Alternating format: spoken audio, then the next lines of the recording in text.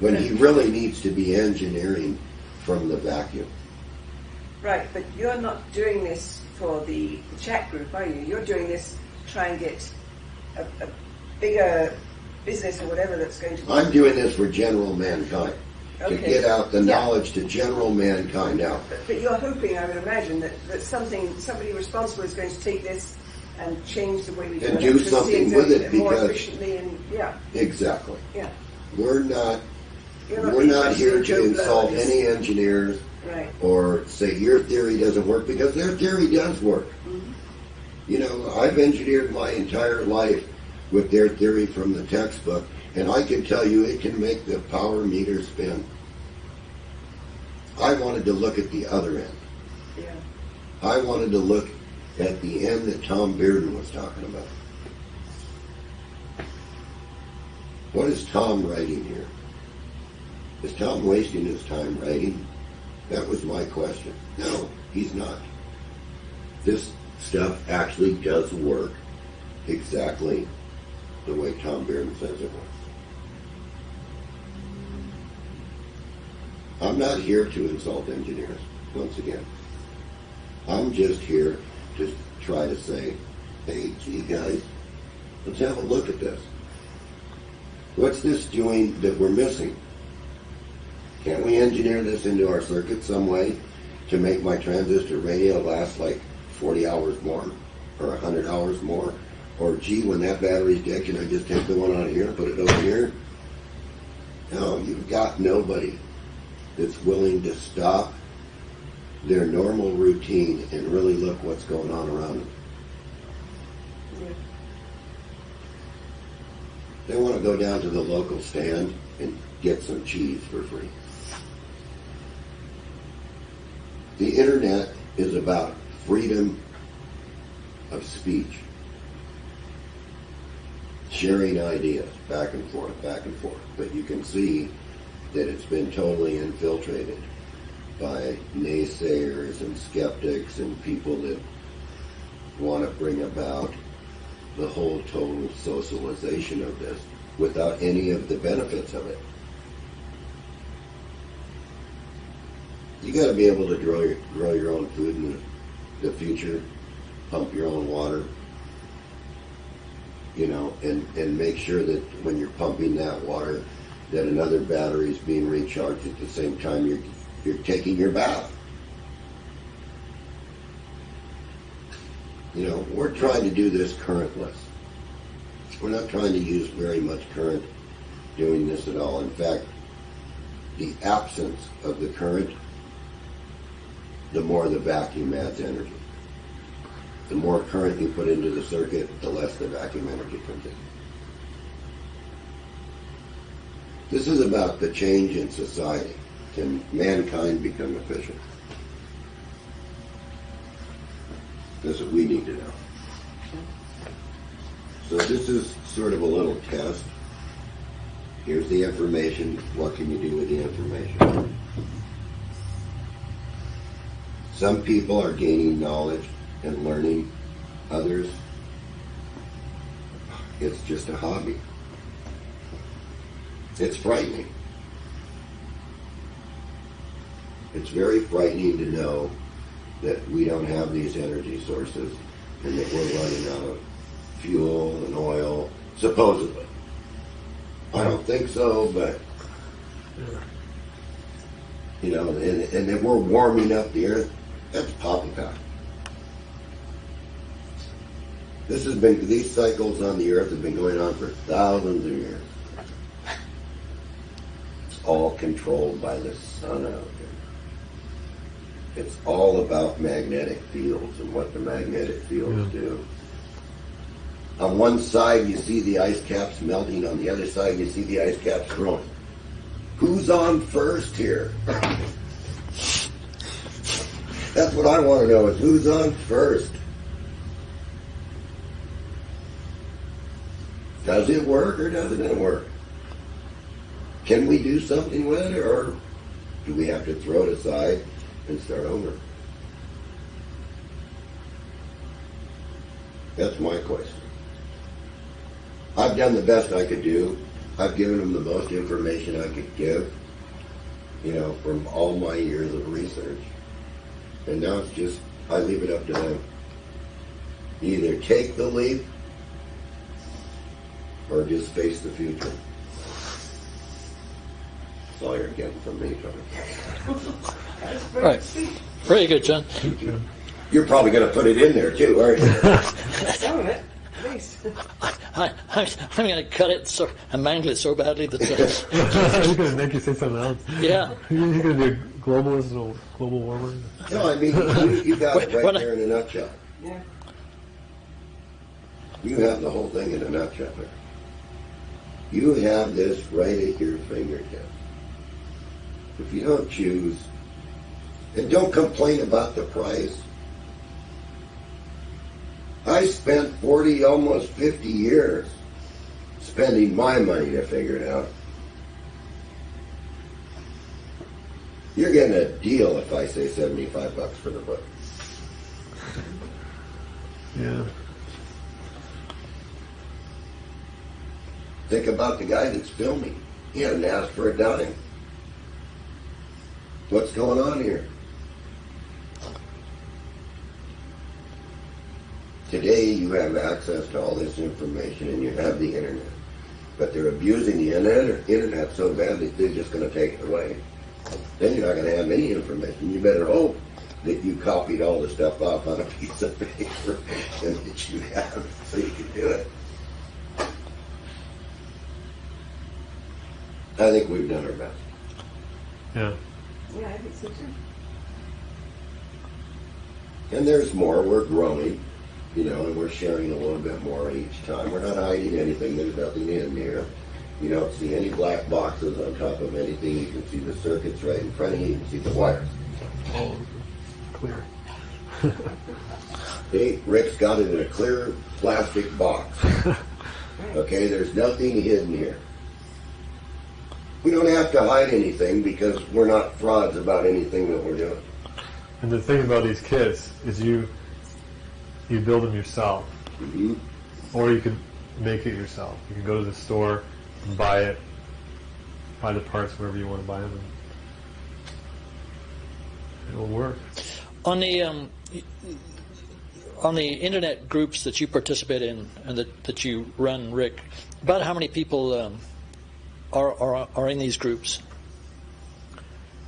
Well, we started off with the Bedini Monopole 3 group, or Bedini Monopole group, and we had hundreds of people first year, and then that eventually we made into an advanced group, and now we have a similar group called Bedini Monopole 3, and there is maybe 700, 800 people on that now. It just grows every day. More people join that group. And most of them don't participate, but a lot of them do, and they replicate their version of these. When I say their version, they get their parts. They get their parts from wherever. They build their motor whatever size, and then they post the results. So we have people all over the world. And then, of course, the group is open to the public, so everyone can view it without even joining the group. So I estimate there's thousands of people watching that. And what we're trying to do there is give the basic circuit without all the advanced stuff, so that everybody can focus in on that, understand it, which it sort of makes it easier on me. I don't have to answer all these questions all over the place about every different circuit. We've got to start off the basics. And once you understand, what we want to do there is show two different things. That you can restore ruined batteries or desulfate batteries. And then we also want to show how there's two energies, as John's been talking about. Once you get to that point of really understanding there are really two energies and how they work, then you'll naturally know how to move on. But most people just have this gold rush fever, right? John said, Yeah. Where they're Gold fever. Gold fever. They're just impassioned. They want free energy now, and they can't listen to any instructions. So they'll come in, they'll see the basic circuit, and they'll say, which is just this right here, you know, and they'll say, well, I can improve upon that. You know, it's a transistor and a diode and a resistor, and we had another diode off here to go to the charging battery. So that's the basic circuit. So that's the basic circuit with an inductor, with the coil. You know, and then the motor. Well, they want to do this and that and say, well, this is how you improve it. And they spend all their time trying to figure out Well, how to one thing improve that's very important here, Rick, is it's already as simple as it can get. Yeah. So why? There's nothing difficult about this at all. You just follow directions, and it'll charge your battery. Yeah. You don't have to be an Einstein to make this. Einstein doesn't work here. This is simplicity. The simplest form. This is the easiest way to show what the energy is. We couldn't make it any more simple. But most people are looking for sophistication. As I said, there's an old saying from Paraguay.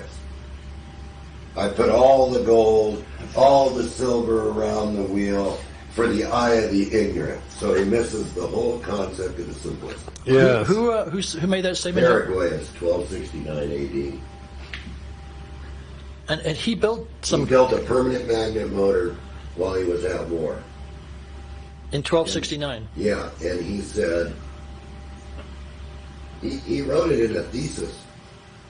He said, I've dressed up everything so that your eye is focused on this blue capacitor or this gold spot over here, and you miss the whole workings of the motor. And he called it the eye of the ignorant. And see, this is the It was thing. quite profound because nobody ever duplicated it except for Lee Bowman.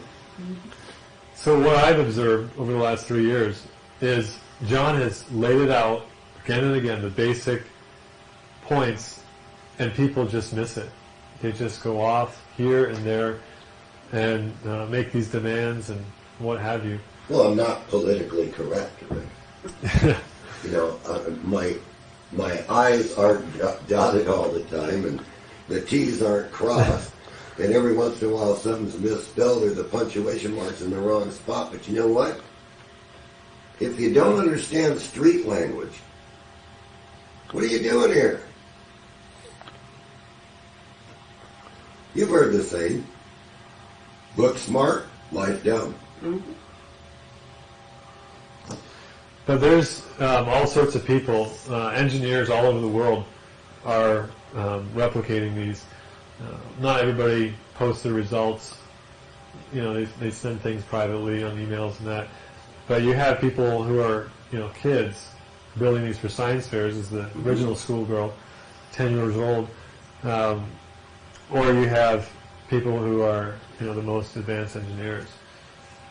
In fact, I brought this exact motor around with me in a box around the whole country this year, this winter, and I showed this on campuses all across the country, and I met people who were PhDs to, you know, your basic college student, and they were fascinated. As you know, we discussed that. So a lot of these people have joined the groups and you know, replicated these things. So there are a fair number of people who have moved on from the basics, but this is all that's necessary is to know what the energy is, as John's describing the boards there, and It's sort of a primordial energy. yeah, It's like before electricity. Precursor. it's like Precursor. earth currents and all Yeah. that. You know, and this kind of energy likes to see a high impedance. It absolutely does everything opposite Yeah, of what the conventional energy does. yeah, And as Tom Beard points it out very precisely, that what we're looking at right there that's coming out of the wall is just a waste product. yeah. That's what these are measuring waste. When you talk about negative energy, is that on a par with positive energy, and that both subsets of precursor energy, or is negative energy essentially precursor It's energy? precursor. So negative energy is Yeah, essentially it precursor. has to come through the vacuum before it can become positive at all. You know, this is all conversion. So radiant is the same as precursor, is the same as negative. It's an energy that's been here since the dinosaurs. Okay. And we're just figuring out that energy flows without any current. You can't really measure it, but it's there, and the battery's charging when it shouldn't be. Mm-hmm. Now, you can put meters on it, and they show something, but they don't correspond to the actual state of charge of the battery. And that's one of the major things that we're trying to look at on these lists, is what is charging your battery? It shouldn't be charging anyway, and it doesn't correspond. If you put a meter in line with it, no matter how you look at it, it's never going to show that it should be charging at that rate. Yeah, but you might point out too, like if you get engineers who only know how to put a current meter in one, Yeah. and they're saying, well, there's no current here, so it couldn't possibly be So charging. they don't even look at the results. They're not willing to charge up the battery and load it down. Charge it up, load it down, and see the actual work that comes out of that battery. And, they look at, like John says, they look at the meters and they say, well, it's not impressive. But what the impressive thing is to see what the actual energy comes out of this battery. Not to mention, it's making that battery better over time as well. So, Very good. well, I was just going to show here then a little bit more. If you want to come here and see it, as I'm going to start this up again. And just to show you what kind of power, I mean, you can watch the voltmeter, but watch what happens. This capacitor is going to fill up and, very fast and discharge very fast, but you can see the neon bulb. Where am I supposed to be looking? Well, you can look at either one of them. So the neon bulb is showing you. So that's how much power is going into that charging battery. High potential. High potential. So now what I'm going to do, you got to do it pretty fast, otherwise it's going to blow up this capacitor. So now what I'm going to do is show these batteries and swap these batteries around. Which on that one I have the switches that could just do that. But here we're just going to swap them around. So you can see, the battery can be swapped around and recharged. And the other one powers it. That was just the capacitor makes it possible, it converts the energy to a positive energy that the battery wants to see. So now it's more like as if you took that battery and you used a wall charger to charge it. Yeah. And that makes it possible now to switch the two batteries. Yeah. We're taking it out of the negative time domain and bringing it to the positive time domain. Yeah. Let's start it up again.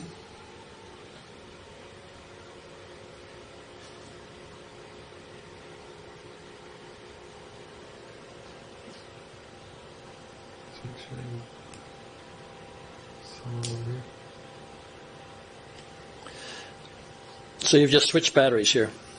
Yeah.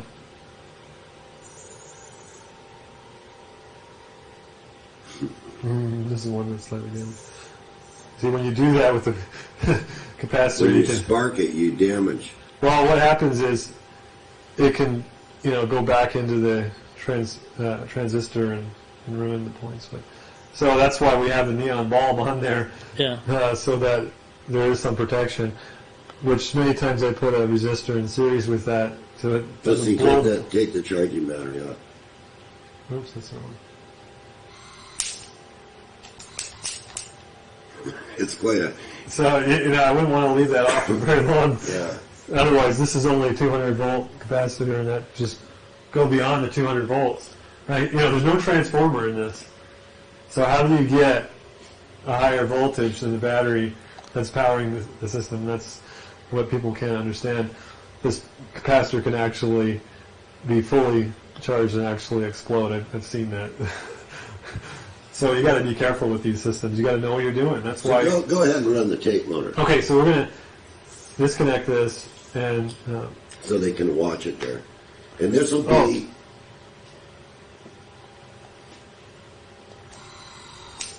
Now what's going on here? The batteries. There's nothing powering it. Yeah, there's nothing powering What? it. Look at this. Right. There's nothing powering it. Now, this doesn't happen very often. This particular motor has been very strange. As I said, it was running all day yesterday and most of the day today. It's basically running on its own capacitor discharge. It's running on the capacitor discharge, but there's one wire here. One Right. wire is only connected to this Right. battery. So you got a motor running just off one wire. Oh no, wait a second, sorry.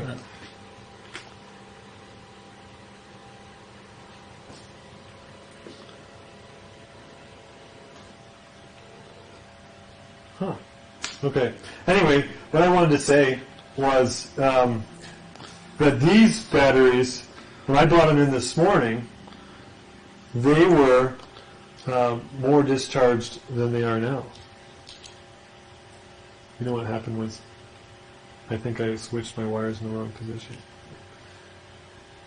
Hold on a second. That's possible with all these wires. Yeah, this is why it's such a mess here. Sorry. Anyway. Where's this? Okay, that's what it was. This one is here. Okay, what we're going to do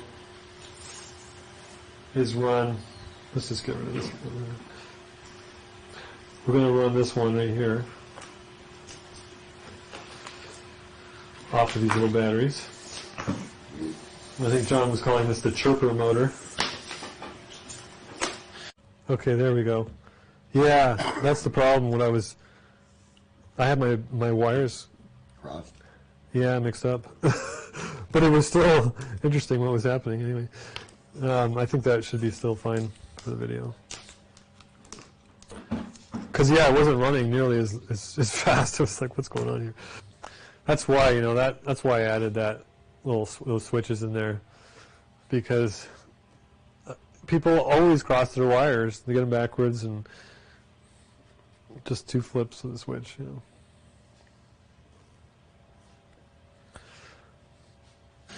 Okay, what we did is we removed that fan, and now we're going to go back to the original Tape. tape motor. You can see, again, if you let the batteries rest, they'll come back. And when I brought these batteries in this morning, they were discharged more than they are now. And I ran, I've been using these all day and swapping them back and forth. Okay, so this is the tape motor fan again. It is a brushless motor in which there's a circle magnet here on the top, and on these brushless motors there's north-south, north-south, either 4 or 8 poles around here, and then there's individual coils here. In fact, here's what it looks like inside. Ironless. Ironless.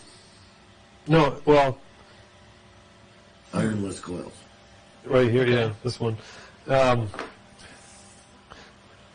So now what we're going to do is look at, we got the scope hooked up. And this one you need to give it a good little push. You can see the charging rate, the discharging rate. And it's going to go through some phases here. It's going to go whoom. And this one draws a lot of power because this is pushing as it gets up to speed.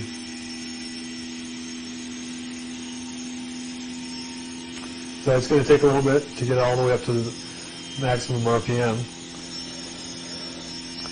And we're not putting any load on it, so it's going to go faster. Just to reiterate, Rick, which is the driving signal battery, and which is the battery you're charging, and which are the corresponding meters? This one is powering.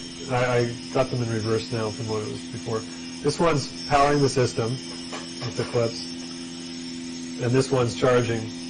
Okay. Now here's the difference. This one does not have the capacitor dump on it. This one here is powered. And this one's in charge. Because if you take this off, see? Oh, no, I'm sorry. You're right. Yeah, you got it. I have it backwards. You're right. So, yeah, you can see the neon bulbs come on here. And the neon bulbs indicate what? You're protecting the transistor. Indicates the radiant energy in the system. Now, these ones also have resistors in series with the neon bulbs. Keep them from popping. Because, as you can see, this one can be run at 24 volts. So, because the radiant is essentially a gas, the neon is one of the only ways you've been able to find to indicate... To detect it. To detect it. Yeah, which in the other DVD you can see Right. John showing that with one wire, and I've done the same experiments. So, in taking it off, it's got nowhere to go, in a sense.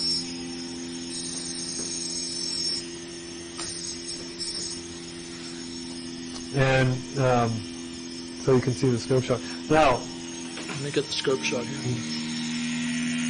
Well, one way to show this, Tony, the conversion. The battery's doing the converting here. But we can capture the radiant. Notice that this capacitor is very small, but look at the voltage. yeah, that's the one we want to look at. Okay, so now, Over 20 volts. what's here?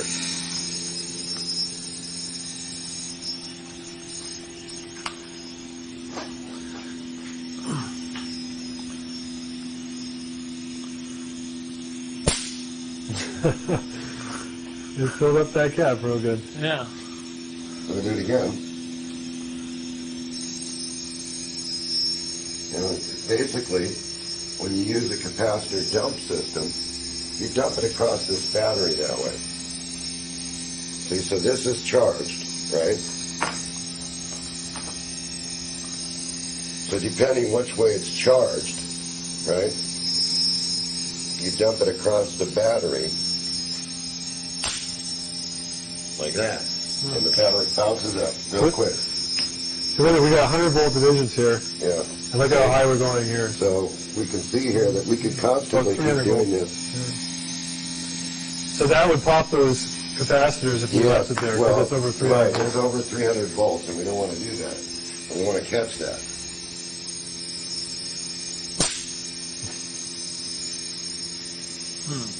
See? Yeah. And then we'll just send it to the battery because it's actually a better place for it to go. And then right away the battery starts charging. And you can hear the motor change too. Well, because we're sucking all the energy out and delivering it to the net. Yeah. So the 1266 is the one you're charging. Yep. Yeah.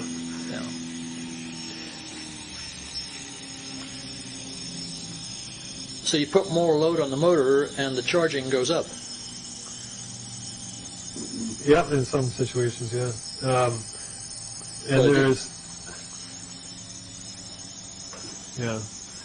Now this one, like I said, it's a different system because it doesn't have the capacitor dump on it. But yeah, it's going to take less energy.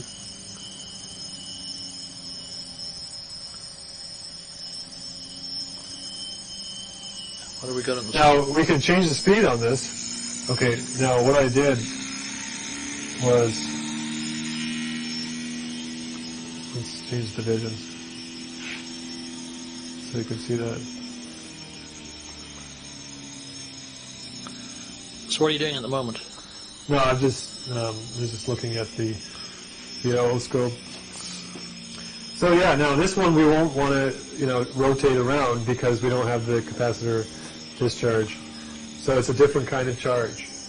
And, each person who experiments needs to learn, the difference.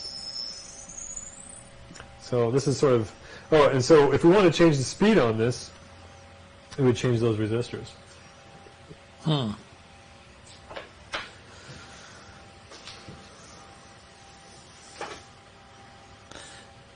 Very good. Wait, you need to open the flow. Need what? Need what? When you're done with it, you have to go. Oh, yeah, but I'm behind the camera. Is that what he does in his movie? Yeah. Right? At the very end of the movie, he goes, He always does that. Whenever I talk to him. So I only watched the first 2 or 3 minutes and I knew it was rubbish. So. all this just edited it out, all right? Yeah. We wouldn't want to have that. We want to sell DVDs, not to dissuade people from. Okay, is that it, Rick? That's it. Okay, great, good job.